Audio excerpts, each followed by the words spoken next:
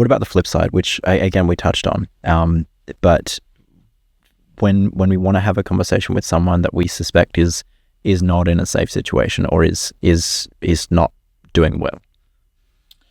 So firstly, to make sure that, we find those opportunities to reach out, and that we resist some of the temptation that can often be the case to pull away, because this stuff is hard. And so, if we're worried about the behaviours that we're seeing, if we're worried that somebody is experiencing coercive control and some of the components of coercive control that we've been talking through, then check in with that person is a really important element to what we can offer.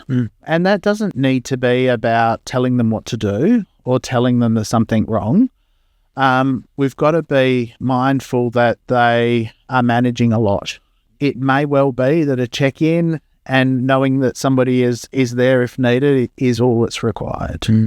But it can be really good to equip yourself with what supports are available. And so to, have a look online and, do a bit of research around, numbers, for example, the helplines that can be called. Remember that, they are best placed to sort of determine what's safe and what the best way forward is. So being really non-judgmental in that is absolutely essential. And so, like I said, we can carry a lot of beliefs and biases around that we think she'd be better off without him, for example. Yeah.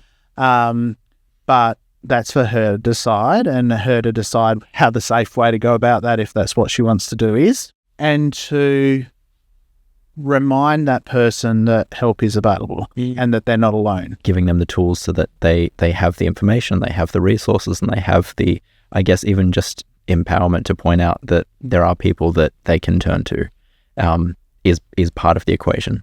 That's right.